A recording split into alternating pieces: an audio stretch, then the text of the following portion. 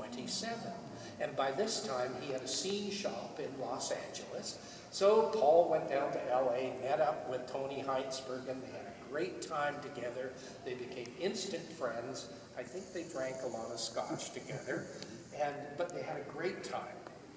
Tony finally said, yes, I would like to come up to Vancouver. I'll tell you where things were and how it was done and everything. One thing I'm not going to do, I'm not going to get on scaffolding, and I'm not going to paint the dome.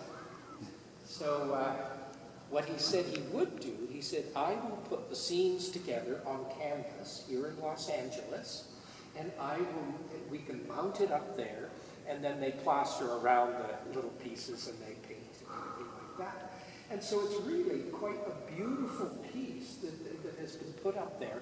But everyone thinks this is such a classical piece of artwork. It's not classical at all. And I can tell you, that I'll tell you some of the stories behind this. There was a tour I gave about 3 years ago, and there was a woman actually sitting in the same seat you were sitting in, and she said, my picture's up there. And I thought, we get a lot of crazy people off the street, And she said, no, my picture's up there because Paul Merrick was my father, or is my father, and her picture is up there. She's one of the little kids up there. And then I met Ron Nelson's wife, and she told me the story of the dome. And so, Ron Nelson, the head architect, is the conductor, because he orchestrated and conducted this whole thing. So if you look over there, you'll wow people when you come to the symphony with this. The man with the beard there and the viola, that is Paul Merrick, the architect responsible for the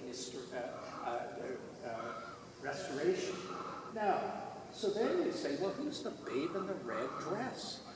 And she's not only in a red dress, but there's a whole pot of gold falling out. That is Paul Merrick's wife. And it sounds a little sexist, but he always said, I make all the money and she spends it. True story. Now, there is a little bit of classical work out there. See over here, you've got this big hulk of a man and these wild animals that are quite tame, and the little boy there playing an instrument. It should be a lyre, but it's not. Who do you think that is supposed to be? Think of Greek mythology.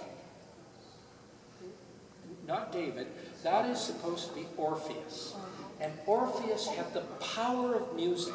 With his music, he could tame wild animals. He could say to a forest, trees, come to me. And he'd play, and the trees would come to him. Now, if you believe that, you're going to believe everything I tell you on this tour. Where does the name Orpheum come from? It comes from Orpheus. And so the belief is, as long as Orpheus is in the building, we have the power with our music to fill this theater. This is quite a common thing to have these symbols in front of buildings. The Marine Building has different symbols. The Hotel Vancouver has, and I don't know my Greek gods, but a Greek god of